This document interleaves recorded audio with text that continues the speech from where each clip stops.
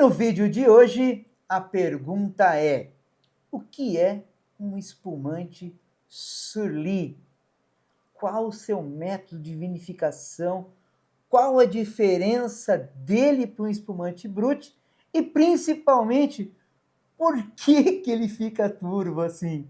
Mas é uma maravilha.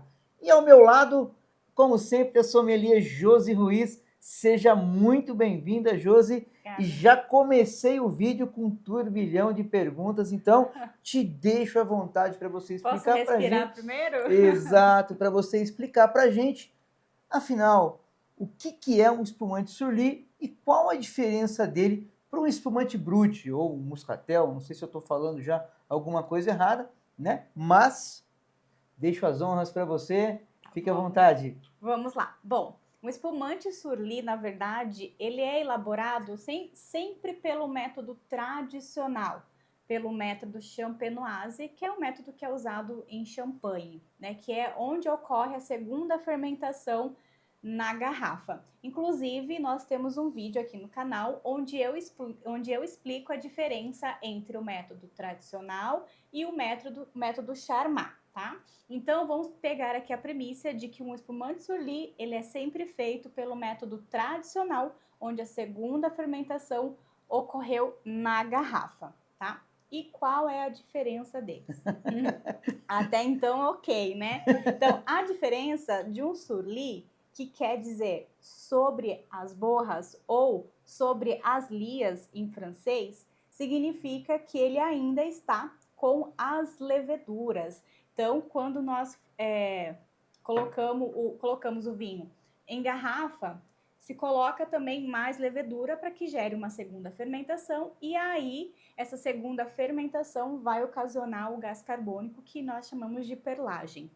Só que acontece, essas leveduras estão presas aqui dentro. Então, ao final do processo de fermentação, elas morrem e aí começa o tempo que nós chamamos de autólise. Tá? Então, é muito comum você encontrar Brut, Nature, que é pelo método de tradicional, que está lá 12 meses de autólise, 50 meses de autólise. Então, você vai somar isso o tempo que ela ficou em contato com essas leveduras. Entendi. Só que quando nós falamos de um espumante que não é Surly, essas leveduras são retiradas das garrafas por um processo que nós chamamos de degorgement ou Tava pensando nisso degola. aí, eu ia te perguntar isso agora, entendeu? Ou degola. Então, ele tira esse excesso, né? Essas leveduras que estão na garrafa. Só que o Surly não, ele mantém. Deixa eu tentar aproximar para Eu vou vocês segurar, aqui. tirar sua taça daqui para ficar mais fácil para Por você. favor, ó. Não sei se consegue pegar. Vou dar uma viradinha aqui. Ó. As leveduras, ó, estão ainda dentro da garrafa. Olha que legal. Não sei se dá Então, para ver no vídeo, mas realmente, ó. a experiência é tomar o espumante ainda com essas leveduras. Olha como ele fica turvo, né? Que vai bem com a taça aqui que a gente tá vendo. Exatamente, Olha exatamente. que legal. Então, é um processo que ele deixa o seu espumante mais cremoso, ele ganha uma complexidade maior de aromas, de sabores e também ganha essa cremosidade. E a cor dele fica mais turva, justamente porque ele ainda está com essa levedura e não foi removida. Legal. Né? Só o primeiro questionamento do dia. Quando a gente fala do método de degorgement, isso é usado no Brut, espumante Brut, quando se faz o tradicional. É correto? No caso, é o método tradicional, tá? Esquece um pouquinho aí Brut, porque quando nós falamos de Brut, Extra Brut, Nature... Entendi. Não é exclusivo do Brut. Eu não estou falando de método, eu estou falando de residual de açúcar. Show. Tá? Métodos são apenas dois, tradicional ou Charmat, quando se ocorre essa segunda fermentação. Tá? Entendi. Que aí no caso, então, voltando para o método tradicional, que é o sistema de degorgement, né, que é quando eles congelam a ponta para tirar as leveduras, é exatamente isso. É exatamente isso, tá? E aí, o que acontece? Vou engatilhar aqui, você falou do Brut. Um espumante Surly, ele nunca vai ser um Extra Brut, um Brut, porque ele é naturalmente um espumante Nature. Então, ele não é acrescentado licor de expedição. Então, o que acontece? Passou todo o processo de fermentação, bonitinho, fizeram lá o degorgement, Antes de colocar a rolha, se coloca algo que nós chamamos de licor de expedição. Ali, nesse licor de expedição, é vinho com um pouco de açúcar, e esse pouco de açúcar é o que vai classificar um espumante, se ele vai ser um brut, se ele vai ser um extra brut ou se ele vai manter um nature. No surli, não, ele sempre será um nature, porque como ele está com as leveduras, não é adicionado esse O licor. licor de expedição. Então, Entendi. ele gera aquele residual de açúcar ali, natural dele, é sempre o mais seco. Legal, legal. E sem contar que a experiência nesse caso, né, é incrível também. Maravilhosa. Eu falo que o surli, ele é uma experiência a dois. Sinceramente, você pode tomar o surli com os amigos, claro, né, o seu surli, suas regras. Mas quando você tem uma experiência a dois, você vê ao longo do que você vai tomando, quando chega lá no final da garrafa, que você tem essa coloração mais turva. E me corrige se eu estiver errado ou não. Quando você dá o primeiro gole no surli e quando você dá o último, é completamente diferente, né? Completamente, está certíssimo. Né? Inclusive, eu estou observando aqui a nossa taça, coincidentemente, é final de garrafa. Exato. Vocês vão conseguir ver. Olha, no final da minha taça já decantou as leveduras. Então, aqui, ó, ele tá mais ou menos 1 centímetro de levedura na minha decantada também. embaixo da minha taça. Na minha então, também. quanto mais para o final da garrafa, mais turvo ele vai ficar e mais esse contato de provar as leveduras você vai ter, porque ele vai decantando para o final da garrafa. Uma outra coisa que eu queria também falar, que esse processo surli, hoje no mercado a gente encontra os espumantes surli. Mas ele não é uma técnica usada apenas em espumantes, tá? Ah, é? Em vinhos tranquilos também. Por exemplo, eu peguei um aqui. Ele é um vinho tinto da uva Malbec, da vinícola Casa do Origon. E aqui no contrarótulo, ele tá escrito assim, ó. Mínimo de 6 meses sobre as borras finas, entre parênteses, surli, com batonagem. Então, se você encontrar isso numa garrafa de vinho tinto ou de vinho branco, é o mesmo processo dele ficar em contato com as leveduras. É lógico que aqui dentro não tem levedura, tá? Não é isso. Mas o que acontece? Quando você coloca o vinho em contato, ele te entrega mais essa cremosidade. No caso do vinho tranquilo, ele vai equilibrar a acidez, álcool, ele vai trazer complexidade de aromas e sabores. Só que aqui ele não tá. Ele não é engarrafado com as leveduras, mas é um processo muito utilizado pelos enólogos para trazer maior complexidade e equilibrar a acidez.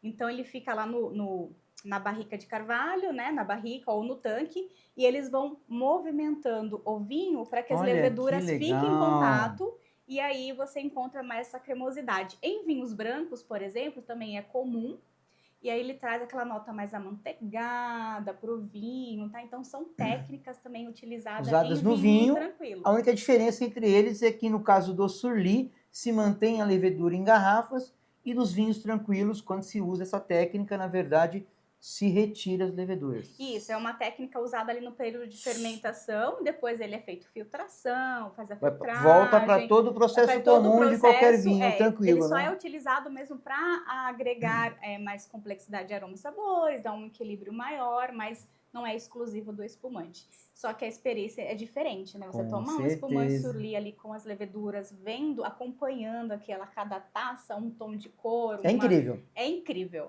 Se você não experimentou um surli ainda, experimente, faça essa experiência sozinho ou a dois, que você vai curtir demais. Se você já é acostumado ou curte, né, um bom brute, ou mesmo um moscatel, claro que moscatel é para a linha do mais doce, não é o caso, mas assim, se você gosta da linha de espumantes, vale a pena. E Josi, agora eu vou fazer um questionamento aqui, sempre, eu sempre trazendo aí alguns pontos de interrogação. Eu tô aqui com os espumantes da Piccola, eu tenho aqui o da Casa do Origon, que é um surli exclusivaço de Riesling Renano. De Riesling Renano, e foram produzidas apenas 50, é isso mesmo, 50 garrafas, tá? Mas eu vejo que, independente disso, esses aqui, eles estão com tampa como se fosse tampinha de cerveja, só que eu tô vendo os da Ravanello, rolha. Que é com rolha que nem o Brut. Exatamente. É muito comum a gente encontrar no mercado o espumante surli com a tampinha Corona. Aí você É tira... Corona que se fala? Isso, Legal. se chama tampinha Corona, que é a mesma de cerveja, só que aqui, dentro aqui também tem uma outra tampinha plástica que a gente chama de bidule, né, que é para justamente manter ela bem vedada e a pressão. Você vai encontrar muito assim. Mas também por questão de segurança, às vezes num transporte, isso aqui pode se romper, estourar, algumas vinícolas optam por colocar rolha. Então, eles colocam a rolha normal, só que sem tirar as leveduras. Então, é o mesmo espumante. Aqui é mais uma questão de segurança, no transporte, não correr o risco de estourar a tampinha aqui e vazar, né? Então, acho que é um pouco mais para estéticas e cuidados, né? O espumante, o produto é a mesma coisa, entrega a mesma coisa. Entendi. Tá? Na verdade, O são processo escolhas é o de mesmo. produtores. São escolhas de De produtores. produtores. Exatamente. Legal. Não, sensacional, Josi. Agora, e é legal falar, né? Porque realmente, quando a gente abre um espumante, desculpa, quando a gente abre um surli, principalmente nesse método de tampinha, você tem que abrir com certo cuidado, né, Josi? Exato. Porque a pressão é muito Muito forte e o espumante, o surli, ele pode espumar. Então, o legal quando você for ter essa experiência e principalmente pegar um surli desse de tampinha, que nem cerveja, quando você for abrir devagarinho ali, segurando e já a tacinha do lado para você poder colocar na taça para você não desperdiçar. Afinal, é incrível e não vale a pena desperdiçar ou desperdiçar o mínimo possível, né, Josi? E uma dica no serviço também é colocar um pano. Então, se você pegar um surli que tem a tampinha Corona, pega um paninho, coloca por cima, porque se ele tiver pressão, automaticamente ele vai querer expelir. Então, ele vai fazer força aqui para cima. Se você abrir igual garrafa, a tampinha vai voar perigoso no teto. até vir no rosto, né? É perigoso. Então, você coloca um paninho aqui e abre ele segurando o pano para que se ele subir, o pano segura. Ah, legal. Então é muito mais seguro. Devagar também. Uma coisa que é legal também, é muito comum fazer, lentamente você dá uma viradinha na garrafa. Dá licença aqui. Desculpa. Ó. Você vai abrir o espumante, dá uma viradinha assim, devagar, né? Para que as leveduras se misturem um pouco com o líquido, porque ele vai estar decantado, ou seja, ele vai estar no fundo da garrafa, tá? Cuidado para não agitar, porque se você fizer isso agitar, com força... a pressão vai ser maior, né? E agitar, exatamente, a pressão vai ser maior e ele vai espumar, né? Então, delicadamente, faz esse movimento, volta, espera um pouquinho e aí abre.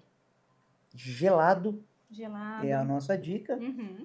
Dicas de harmonização de surli, a gente tem outros vídeos que você pode acompanhar aqui no nosso canal do YouTube, tá? Aliás, aproveita essa deixa de falar em canal. Se você não é inscrito no canal, não esquece de se inscrever. E se você é inscrito, não deixa de deixar é duro, hein? Aquele joinha que com certeza ajuda muito a gente aqui no canal. Com certeza. Josi, eu acho que ficou alguma dúvida, alguma coisa que você acha relevante a gente falar mais sobre o surli? Ou não, seria ficou isso mesmo. muito bem explicado? A dica que eu sempre dou é prove. Exato, prove que você não vai se arrepender. E essa é a nossa dica de hoje sobre o que é um espumante surli. Claro que se ficou mais alguma dúvida, você também pode deixar nos comentários que a gente com certeza vai responder para você. Josi, muito obrigado por compartilhar com a gente aí, né, os seus conhecimentos, sempre trazendo conteúdo relevante para a gente que adora esse mundo dos vinhos espumantes. Então, até a próxima. Tchim, tchim.